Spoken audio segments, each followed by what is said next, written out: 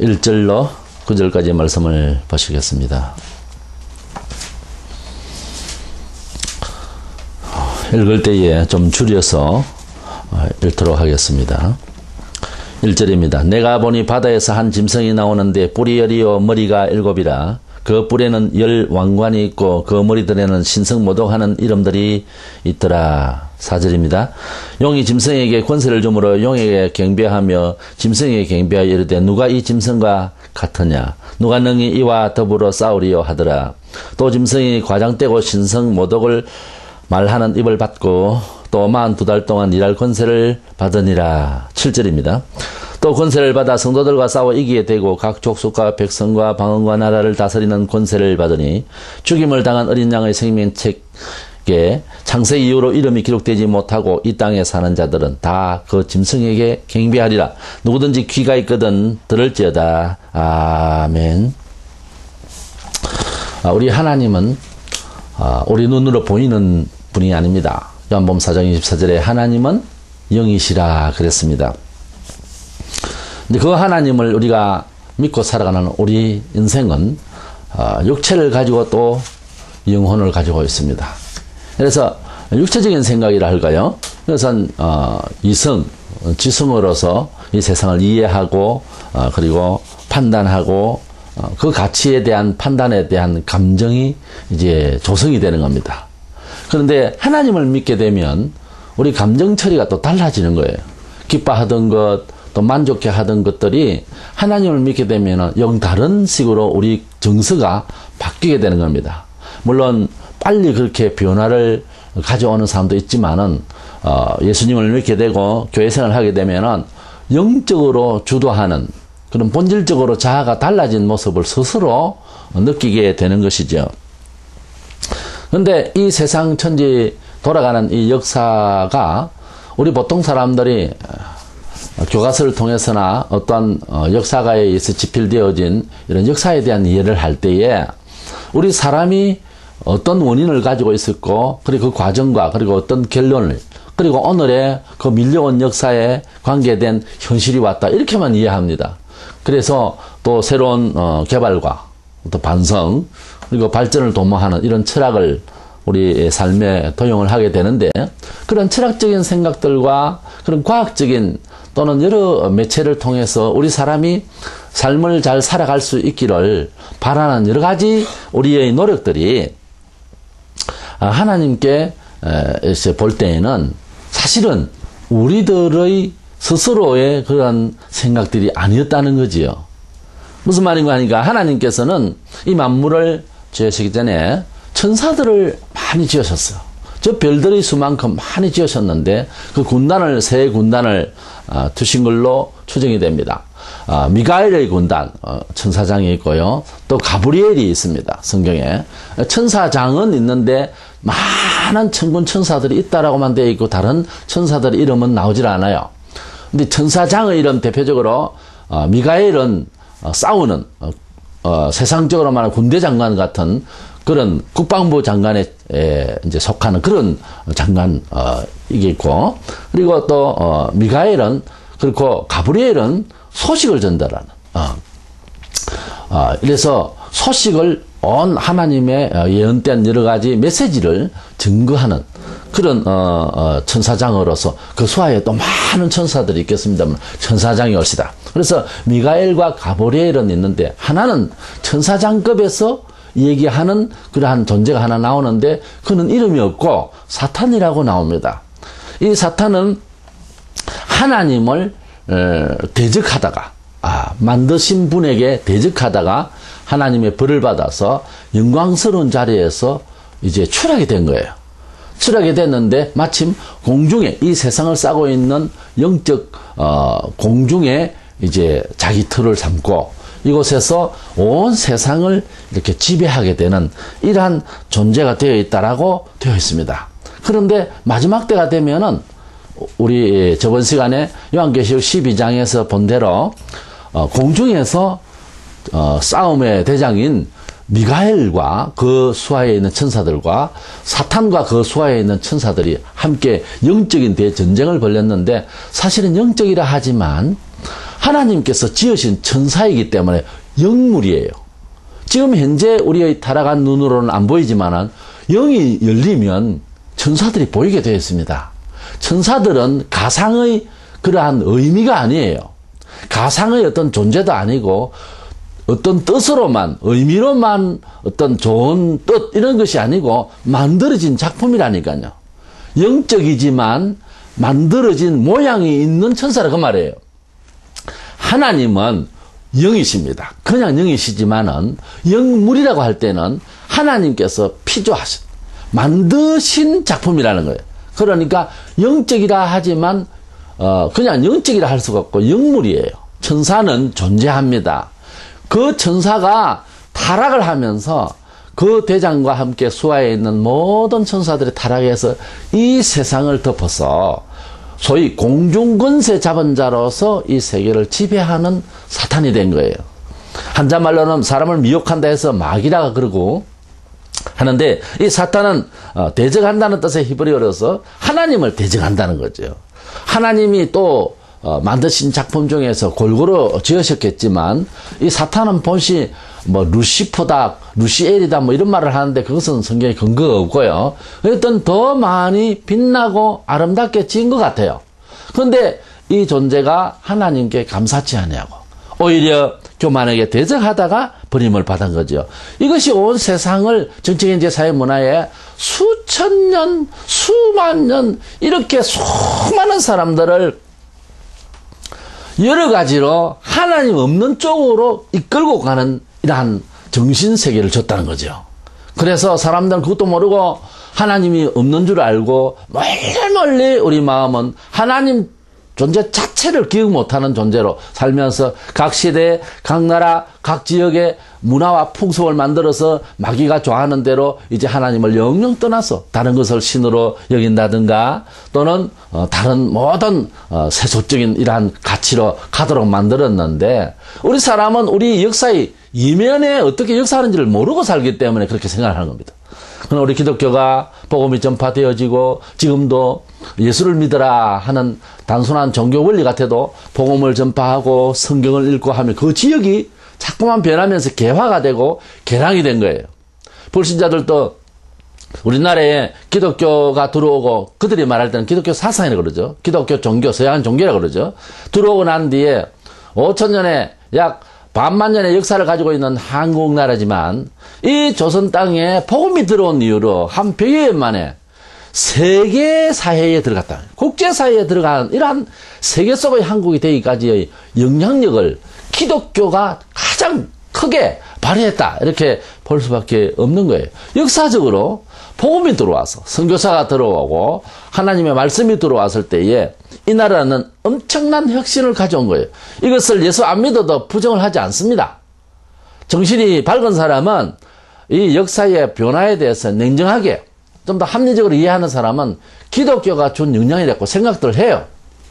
이렇게 하나님을 믿게 되면은 가치관이 바뀌고 이면의 세계에서 역사하고 있는 사단의 세계에 사단의 여러 가지 철학을 밀어내고 하나님이 주신 사람이 정말 복받고 바로 직선 코스로 갈 수 있는 하나님의 길을 알기 때문에 이 길을 버리고 가니까 빠르게 한 100여 년 만에 발전을 한 거예요. 이게 개인적으로나 가정적으로나 우리의 삶에 있어서 하나님주의로 나아갈 때는 사탄의 역사하는 것들이 우리 본성적으로는 사탄의 역사를 가장 받기 쉽게 체질화되어 있어요. 이것을 밀어내기까지는 고통이 오고 기도해야 되고 소위 인내를 해야 되고 그렇습니다. 그러나 그것을 잘 통과하면은 자기를 건질 수 있고 이웃도 건질 수가 있는 거죠. 이렇게 되어지는데 이 사탄이 말세가 되면은 우리 계시록 12장에서 공중에서 미가엘과 전쟁을 벌이다가 출하해서 땅에 떨어집니다. 그러니까 하나님의 영광의 자리에 있다가 공중까지 떨어졌다가 공중에서 지상에 떨어졌다가 지상에서 지옥으로 떨어집니다. 이래서 사탄은 가장 높은 곳에서 있다가 가장 낮은 자리로 떨어지게 되는 거죠. 이렇게 사탄이 계시록 12장에서 땅에 떨어졌을 때에 그냥 땅에 공중에 날아다니는 것이 아니고 어떤 한 사람의 가슴 속에 쑥 들어갑니다. 들어가면 IQ와 정서와 힘이 일반 사람과 같지 않다고 말해요. 지금까지 세상 생기고 창세기 3장 이후로 온 세계를 지배하던 그 정신세계와 IQ와 정서와 과학적인 이런 생각들 모든 것들을 준 그 본체가 한 사람에게 들어갔을 때에 그 사람의 정신세계와 파워를 누가 이기겠습니까? 그래서 성경은 말하기를 모든 사람이 그 사람을 다 경배하더라 그랬어요. 존경하는 것을 넘어서서 경배하더라 그랬어요. 지금도 수많은 세상에 종교가 있지 않습니까? 근데 이 종교를 우리가 경배한다 이렇게 말하잖아요. 그 실제 한 사람에게 들어갔으니 다 경배할 수밖에 없어요. 신으로 모십니다. 지금도 이 세상에는 사람을 신으로 생각하는 자들이 얼마나 많습니까? 그런 나라가 있습니다. 예, 일본도 천황을 신으로 알고 있고, 그리고 우상을 넘어서서 거의 신에 가까운 이러한 김일성 체제에 지금까지 북한에 내려오는 이러한 또 사람을 신으로 보는, 그리고 교황을 캐톨릭에서는 신을 대리를 하는 이런 사람으로 사실은 아닌데 그렇게 이해들 하고 있는 이 오해들이죠. 그런데 마지막 시대가 되면 이 세계를 지배하고 정치적으로 지배하고 종교를 지배하고 이 세상을 온통 그 사람의 머리로 다 돌아갈 수가 있는 놀라운 파워를 가진 사람을 신으로 여기지 않겠습니까? 네, 신으로 여길 수밖에 없는 거예요. 모든 계시록 앞으로 나오겠습니다. 정치, 경제, 사회문화 모든 면에서 아주 그 사람의 능력 아니고는 할 수가 없는 그러한 정치력과 지혜와 이런 것들이 다 포함되는 거죠.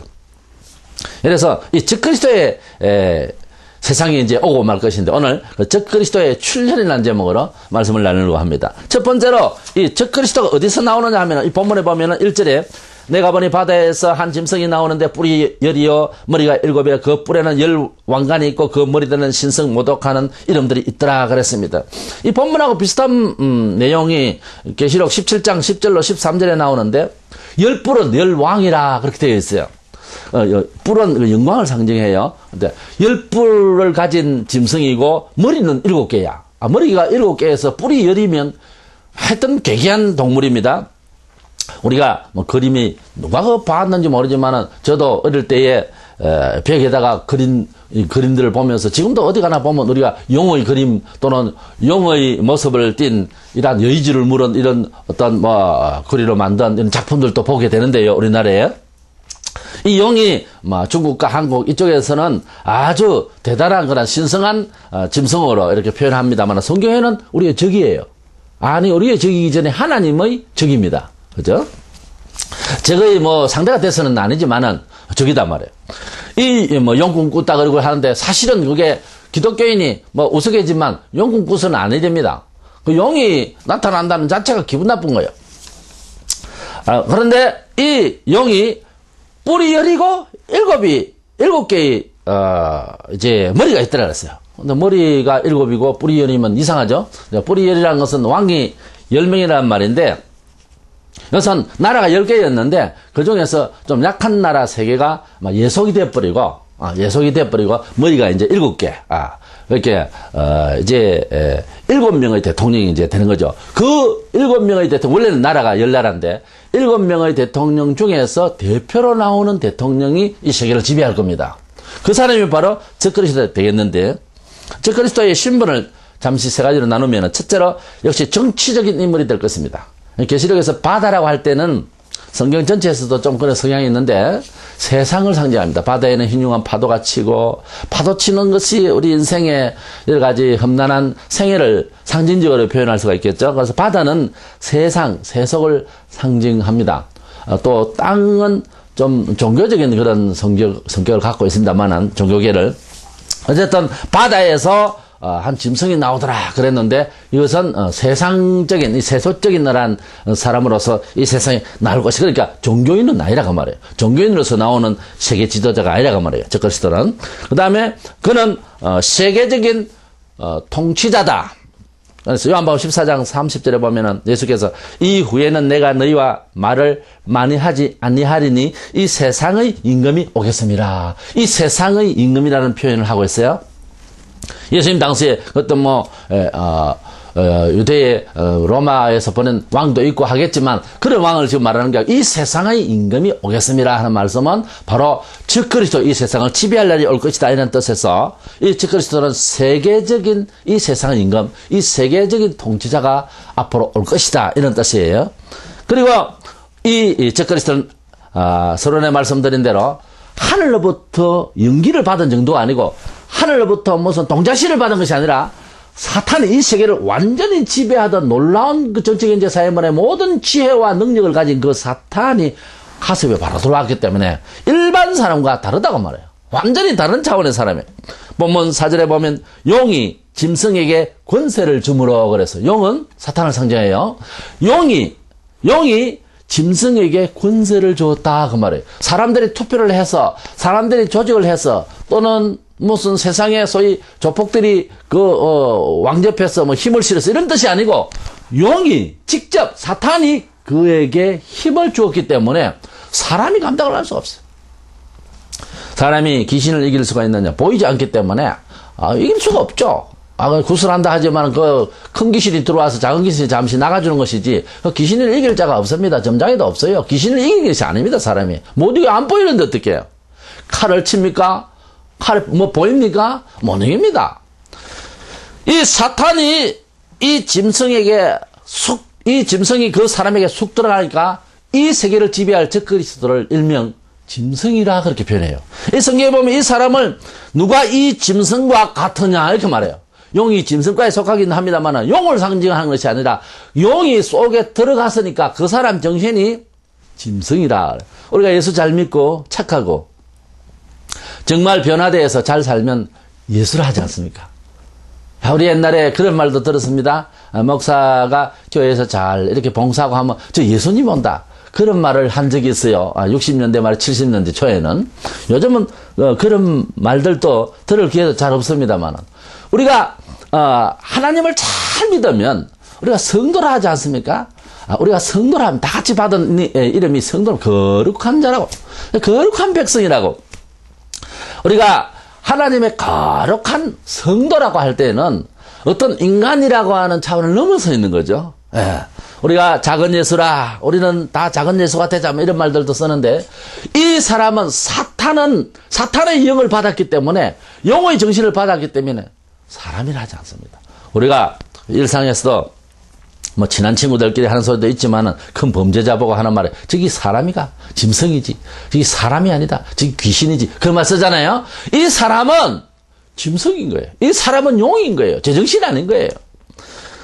에베소 2장 2절에 보면은 공중근세 잡은 자를 따라서니 곧 지금 불순종의 아들들 가운데 역사하는 영이라. 이 세계는 아직 땅으로 떨어지지 아니하는 공중근세 잡은 자. 본래는 하늘의 영광 가운데서 하나님 옆에 있었어요. 가브리엘과 미가엘처럼 항상 측근에서 하나님이 일을 수행하고 있었는데 이것이 타락하여 공중에서 이 세계를 지배하는 세속을 지배하고 악과 거짓말과 타락과 허무와 죽음으로 끌고 가는 이 모든 세상의 모든 것들을 다 지배하던 이 공중권세 잡은 자. 계시록 12장 12절에는 마귀가 자기의 때가 얼마 남지 않은 줄을 알므로 크게 분내어 너희에게 내려갔습니다. 그렇게 말하고 있습니다. 그래서 사탄이 땅에 떨어져서 한 사람의 가슴 속에 들어와서 세계를 지배하니 보이는 짐승, 보이는 용이, 보이는 마귀가 된 거예요. 그러니 얼마나 무섭습니까? 가령 겁니다. 오늘 아침에 예하가 별로 좋지는 않습니다만, 이 어둠의 세계에 일하는 사람들, 조폭의 세계, 소위 말하면. 그런 사람들이, 애들 풀어라! 그러면서 애들이 나가서, 이제 행동대원들이 가가지고 아주 부수고 사람을 때리고 상해를 입히고 죽이고 난리를 칩니다. 근데 그래도 안 될 때는 누가 나서요? 조폭대장이 나서죠. 조폭대장은 역시, 요즘은 신문이나 이런 데를 보면 돈이 많고 싸움을 잘해서가 아니라 기본적으로 싸움도 잘해야 되겠지만은 그래서 애들을 먹일 수 있는 능력이 있어야 된대요. 어쨌든 옛날에 우리나라에도 정치 강패를 하지만은 어떤 면에서는 또 훌륭했어요. 김두한이 같은 사람은 동생들이 싸움에서 지면 최고의 형이 나타나서 이제 맞붙는 이런 장면들 우리가 많이 봤죠. 역시 이제 조폭 대장이 나타나서 싸우면은 아주 대단히 그런 그 힘이 보이는 거죠. 이쪽 편에서. 그래서 아이들을 풀어서 이 세계를 온 성도들과 세상 사람들을 아직 알지도 못하는 세상 사람들을 죽음으로 끌고 가는 이 사탄의 졸개들 말고 사탄이 직접 이 세상에 나타나서 지배를 할 때는 어떻게 했느냐고 말해요. 사람들이 꼼짝할 수가 없어요. 여기에 하나님께서 성도들에게 믿음을 주시지 아니하시면 살아갈 수가 없는 거예요. 지금 이 세상도 매일마다 승리하며 살려면은 하나님으로부터 힘을 받아야 됩니다. 사단이 이 세상을 지배하려고 하는 것도 영의 지배를 받듯이 성도들도 하나님의 성령의 충만함을 받아야 이 시대라도 승리하며 가볍게 이길 수가 있다 이 말이에요. 짜증나고 힘들고 뭐 오만 가지 아프고 일 안 되고 그런 것들은 어떤 면에서는 특수한 면에 있어서 훈련받기 위하여 한 과정일 수도 있지만 하나님 앞에 성령의 충만함을 받기 위해서 노력을 안 해서 그래요. 성도들이 이름만 가졌지 하나님의 영감을 받고 하나님의 뜻대로 살려고 하는 간절함이 없으니까 그런 일이 벌어지는 거예요. 그래서 간절할 때 놀랍게도 세상을 저버릴 수 있는, 잘 피해갈 수 있는, 잘 이겨나갈 수 있는, 가볍게 지나갈 수가 있는 놀라운 힘이 배후에서 밀어주시는 하나님의 덩대에서 밀어주시는 힘이 있다고 말해요. 이것을 좀 우리가 생활화하고 체질화해야 되는 이런 간절함이 필요한 줄로 압니다. 그러면 두 번째로 이 적그리스도가 이 세상에 왜 왔을까요? 목표가 있습니다. 이 적그리스도는 사람을 괴롭히고 뭐 세계를 지배해서 정치인으로서 자기가 뭐 영광스러워 그게 아니에요. 이 적그리스도는 제정신이 아니죠. 지금 사단이 가슴 속에 왔기 때문에 사단의 주 목표가 뭡니까? 자기가 잘못해놓고 하나님 앞에 버림을 받아 놔놓고 뭡니까? 상대가 하나님이죠. 하나님이 상대가 되니까 하나님 하는 사람이 미워지는 거예요. 그렇죠? 하나님을 먼저 미워한다니까요, 사탄이. 이 적그리스도는 하나님을 미워한다니까요. 그러다 보니까 하나님을 미워하니까 본문에 보면은 하나님 앞에 대적하는 말을 먼저 해요. 그리고 이 사탄에 들어간 적그리스도가 성도들을 이제 괴롭히는 이런 일들을 이제 벌이게 되는 것이죠. 그래서 사탄의 본래 목적이 뭡니까? 사탄의 목적은 바로 하나님을 대적하려고 하는 얼토당토한 말도 안 되는 이러한 가슴을 가지고 왔기 때문에 진리신 하나님, 참되신 하나님, 모든 삶에 있어서 길이 되시는 하나님, 참 생명의 하나님을 반역하다가 나왔으니까 그 하나님의 처음에 받았던 그 좋은 생각이 삐뚤어지고 타락하니까 아주 나쁜 생각만 가지고 하나님도 대적하고 세상도 그렇게 취급하고 성도들은 더더구나 정면 충돌을 하게 되는 것이죠. 이것이 왜 적그리스도가 기독교를 마살하려고 하느냐? 바로 하나님을 미워하니까. 북한 공산당이 만약에 다시 제2 6.25 같은 일이 벌어지면 어떻게 되는 줄 압니까? 교회를 제일 먼저 핍박합니다. 과거에도 그랬고요. 왜 그랬을까? 교회가 그들을 위해서 봉사하는 일도 많고 지금도 얼마나 많이 훌륭한 일을 하는데 왜 그럴까요? 하나님이 없고 물질주의거든요. 유물사관이란 말이에요. 공산주의는. 그러니까 하나님에 대해서 먼저 적극적으로 싫은 거예요. 그러니까 하나님을 믿는 사람을 싫어하게 되는 거예요. 그래서 이 사탄은 진리신 하나님을 반역하다 보니까 반진리죠. 비진리죠. 그러니까 참되신 하나님 앞에서 거짓되죠. 그러니까 요한복음 8장 44절에 거짓의 아비라 그렇게 말하고 있어요. 있잖아요. 사기꾼들이 IQ가 상당히 높아요. 나쁜 사람이다. 아우 저 사람 아주 독한 사람이다 하는 사람 IQ를 재보면 일반 사람보다 훨씬 높아요. 이 악한 사탄이요. 지혜의 상징인 뱀에게 뱀이 사탄의 상징물인데 뱀이 지혜의 상징이기 때문에 예수님께서 제자들을 세상에 보내실 때 너희들이 뱀같이 지혜롭고 비둘기같이 순결하라 그렇게 말씀하셨거든요. 뱀이 사탄을 상징하는데 뱀같이 지혜롭고 그랬어요. 결국 사탄은 굉장히 머리가 좋다고 말해요. 아주 나쁜 사람인데 머리는 굉장히 좋을 수가 있다. 거기에서 우리가 힌트를 얻을 수 있는 거예요. 이래서 이 사탄이 머리가 상당히 좋은데 그 머리가 선한 데 쓰지 않고 나쁘게 작용한단 말이에요. 이 세상의 사람들이 IQ가 상당히 높은 사람이 나쁘게 작용하면 사기를 칩니다. 사기 치는 사람이 IQ 아주 두 자리 숫자까지 못합니다. 대단한 IQ가 있어서 그 IQ로서 나쁜 곳을 가죠. 그래서 이 세상은 온통 옳은 것 같은데 잘못되어 있어요. 왜? 사탄이 지배하니까. 그래서 로마서 3장 4절에 보면은 사람은 다 어째요? 거짓되대 그랬어요. 사람이 왜 거짓됩니까? 사람이 거짓되고 싶지 않아요. 그런데 사탄이 공중권세 잡은 자가 하나님이 없는 사람의 세계 속에서 거짓을 심었거든요. 거짓의 씨를 심어놨거든. 그러니까 사람이 자연히 인생을 살아가면서 7, 80년의 생애를 살면서 다 살아놓고 하는 말이 왠지 세상이 썩은 것 같다고. 속았어요. 썩은 것 같은 게 아니고 세상을 쏟고 살았다니까요. 거짓되게 허무하게 뭔가에게 쫓겨 살다가 죽은 거예요. 지금도 우리가 현실적으로 얼마나 많은 사람들이 뭔가 잘못되게 살다가 자살하거나 좌절하거나 헛되게 사는 일을 우리가 얼마든지 볼 수가 있거든요. 이것이 다 그 사람이 나쁜 것이 아니라 그 사람 배후에 역사하는 영, 바로 사단의 역사가 있기 때문에 우리 성도들은 기도하여 성령의 역사로 살 수 있도록 우리가 만들어가는 사회에 이러한 일이 바로 전도고 우리 교회의 활동의 본질인 것입니다. 우리 교회가 이것을 불쌍히 여긴다고 밥을 퍼주고 또 의료 선교를 하고 다 좋습니다. 교육도 해야 되겠고 불쌍한 사람 또 살려야 되겠고 다 좋은데 그것만이 전부가 아니라 말이에요. 그것은 우리가 복음을 진정한 복음의 핵심을 나누고 가르치기 위한 하나의 매체일 뿐이고 방법일 뿐이고 본질적으로는 그 사람의 영혼이 하나님을 의지할 수 있는 사람으로 바꾸기까지 엄청난 기도와 엄청난 염려와 많은 경륜을 통해서 그 사람이 하나님주의로 모든 것을 생각하고 하나님 앞에 의지하면서 살 수 있도록 우리가 노력해 줘야 되는 그것이 더 힘든 거예요.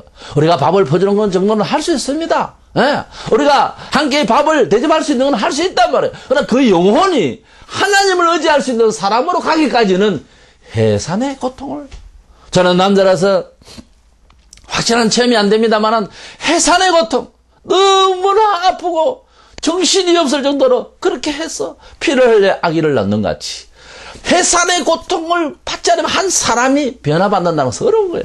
정말 사람이 사람을 무슨 심리학이나 무슨 카운셀러나 이런 걸 가지고 사람을 만든다 변화시킨다 싶어도 안 그렇습니다. 행복 전도사니 뭐니 하는 TV에 많이 나온 사람들도 그렇게 장수하는 것을 보지 못했고 자살하거나 아주 끝이 안 좋았습니다. 웃으면 복이 와요 하는 사람도 별로 안 좋게 죽었습니다. 우리가 세상에서 뒤로 듣고 인터넷을 통해서 좋은 글귀가 있고 월간지에도 보면은 좋은 생각이라는 이런 것도 있고 여러 좋은 책들이 있지만은 말로만 가지고 사람을 바꿀 수 있는가? 안 됩니다. 우리는 예수를 만나야 되고 우리는 성령의 경험을 해야 되고 우리는 단전히 한 걸음씩 한 걸음씩 수번 수백 번 수백백 번을 하나님 하고 자꾸 나아갈 때 하나님께서 입혀주시는 성령의 역사, 성령님의 체험, 그걸 통해서 진리가 정말 우리에게 삶의 사유의 시작이 되어야 되겠고 성령의 감화가 진짜 우리의 감정이 되어야 되겠고 하나님 원리로서 예배하며 기도하며 감사하며 찬송하며 살아가는 이 원리를 살아야 우리 영혼이 잘 되고 우리의 삶이 윤택해진다는 것을 그제서 깨닫는 거예요. 그렇게 되기까지는 아직까지 이 세상에 사탄이 준 생각들, 이 체질화 되어 있는 것이 깨지질 않습니다. 사람이, 지성적인 사람이, 경험 좀 있는 사람이 무슨 말로서 웃기고, 그래서 잘 살 것 같고, 갑자기 긍정적인 사고 방식으로 요즘 가장 많이 뜨고 있는 이런 식으로 잘 될 것 같아도 그 시간뿐이에요. 그 시간뿐이라니까요. 영혼을 책임지는 것은 하나님만이 책임지신다. 기억하시기를 바랍니다. 본문 5절에 7절에 보면 또 짐승이 과장되고 신성 모독을 말하는 입을 받고 또 42달 일할 권세를 받으니라. 짐승이 입을 벌려 하나님을 향하여 비방하되 그의 이름과 그의 장막곧 하늘에 사는 자들 비방하더라. 또 권세를 받아 성도들과 싸워 이기게 되고 각 족속과 백성과 방과 나라를 다스리는 권세를 받으니 그랬어요. 먼저는 짐승이 이 용의 권세를 받아서 하나님을 먼저 대적하죠. 그러고 난 뒤에 또 힘을 받아서 이 성도들을 괴롭히더라. 이렇게 괴롭히는 순서, 대적하는 순서도 이렇게 나오잖아요. 그래서 이 사탄이 42달 동안 대환란, 마지막 대환란의 중간부터 시작해서 어떤 기간이 있는데 그 말미까지 42달이면 3년 반입니다. 그렇게 많이 성도들이 죽을 것입니다. 어떻게 하나? 우리 시대에 그런 일이 벌어지면 어떻게 하나? 그대가 걱정한다고 구원받았나요? 걱정해가지고 될 일이 아니라 걱정하는 시간에 기도하라는 말이 있어요. 우리 하나님께서 때가 되시면 내려오셔서 영감을 주시고 믿음을 주시고 순교를, 사람이 무슨 일을 어려운 일을 당해도 죽는 것, 목숨 거는 것, 이것 외에는 없거든요. 아무리 억울한 일이 있어도 죽는 것만큼은 있겠어요? 그런 우리는 죽음을 각오하고 일사각오를 하면 되는데 일사각오가 마음대로 안 되기 때문에 문제이지 않나요? 근데 죽을 수 있는, 당당할 수 있는 놀라운 각오가 하늘로부터 내려온다 그 말입니다. 예수님을 나의 구주로 믿습니다라고 말을 했을 때, 베드로가 말을 했을 때에 공부를 해서가 아니고 처음 말을 했어요. 툭 튀어나왔어요. 아주. 그랬을 때 주님께서 뭐라고 했어요? 마태 16장 17절에 베드로야, 이것을 알게 한 이는 네가 아니고, 즉 우리의 지성이 아니고 배우서가 아니고 하나님 아버지께서 알게 하셨느니라. 우리가 지금 예수님을 믿는 것은 하나님이 주신 계시의 지식입니다. 절대로 이것은 억지로 따라갈 수 있는 지식이 아니에요. 하나님께서 주신 지식이다 그 말이에요. 앞으로 어려운 일, 우리가 살아가는 데 있어서 힘든 일도 지켜주시고 처리해 주시고 능력으로 발휘하실 하나님의 은혜를 구해야 된다. 우리가 무슨 일을 걱정한다고 되는 게 아니야. 그래서 성경에 뭐라 했습니까? 너희는 먼저 그의 나라와 그의 일을 구하라. 그래야 이 모든 것을 내게 더하시라 하시고 내일 일을 염려하지 마라. 어째요? 최근에 개정판에 번역이 잘 되어 있습니다만은 내일 일은 내일 자기가 다 처리할 거라고. 그랬잖아요. 내일 일은 내일 내가 염려하는 게 아니고 내일 일은 내일이 염려할 것이라고 되어 있어요. 예, 원문이 요번에 개정판에 그렇게 아주 마태복음 6장 33절 34절을 잘 보면 아주 잘 표현되어 있어요. 그래서 내일 일을 내가 걱정한다고 되는 게 아니죠. 예, 우리가 걱정한다고 키가 더 자라며 머리가 희게 되며 감게 되며 우리가 걱정한다고 되는 일이 아니다 그 말이에요. 자연 원리를 우리가 어떻게 할 수가 없어요. 그런데 내일 일 정말 우리가 한 걸음 앞을 모릅니다. 이 모든 앞날에 대한 모든 역사들은 하나님께서 지고 있어요. 오래오래 살라 하면은 이걸 먹고 어떻게 운동을 하고 저리 하세요 하시던 참 귀한 장로님 한 분 돌아가셨죠. 황소환 박사님. 그러나 인명은 제천이었습니다. 67세로 너무 아쉽게 짧게 서천하셨습니다. 우리는 인생을 최선을 다해서 노력하고 배우고 뭔가를 해야 되겠지만은 하나님께 달려있어요. 모든 것이 하나님께. 우리 하나님께서 축복하시려 하면은 죽는 자리에서도 살고, 우리 하나님께서 인도하시려 그러면 죽음의 자리에서도 살고, 또 하나님께서 뜻이 계시면 우리를 순교의 자리도 인도하시린다 그 말이에요. 내가 순교하고 싶어도 순교가 마음대로 안 돼요. 주님을 사랑한 마음이 아주 속에 채워졌어. 내 창자 속에 가득 채워졌어. 생각이 그거밖에 없을 때 그래서 비로소 내 자신도 스스로 죽을 수 있겠다 생각이 들겠죠. 그렇지 않으면 못하는 것 아니겠습니까? 다니엘서 7장 21절에 내가 본 적 이 뿔이 성도들과 더불어 싸워 그들에게 이겼더라. 예수님 오시기 전 약 600년 전에도 벌써 마지막 때의 성도들이 고통을 받아서 많이 죽을 것을 말씀하고 있습니다. 이 순교를 우리가 각오한다고 되는 건 아니지만은 우리 기독교는 사실상은 죽음을 각오하고 믿는 거예요. 세상의 욕심을 죽고 우리의 욕심을 죽이고 또 우리의 모든 미래에 대한 걱정도 죽이고 우리가 또 영광스럽기를 원하는 자기의 그 영광주의도 죽고 모든 세상의 모든 계산법이 다 죽었어.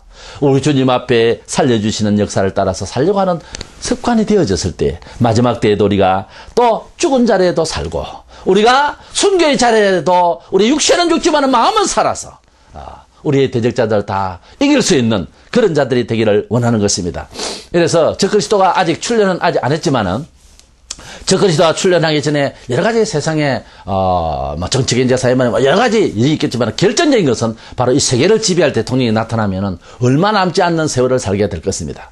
그때는 자연히 우리가 그 대적이 바로 직접적으로 생활적으로 오기 때문에 날마다 기도 안 하면 안 할 수가 없어요. 새벽기도 안 하는 사람도 새벽기도 하게 되고 그때는 세상에 귀한 게 하나도 없습니다. 오직 예수. 이제 그렇게 되면은 정말 알곡되는 성도들은 표가 나요. 그때는 모든 걸 감사하고 모든 시간을 주를 위해서 살고 그 생각을 지금 하자고 말해요. 그 생각을 일상에 지금 하자고 말해요. 지금 하면 어찌 됩니까? 사단은 아직 간접적이지만 역사하고 있는 이 모든 것들을 우리가 이길 수가 있다고 말해요. 적그리스도의 출현을 바라보면서 이 시각이 오늘의 현실에 우리가 승리할 수 있는 각오로서 그런 메시지로 들리기를 축원합니다.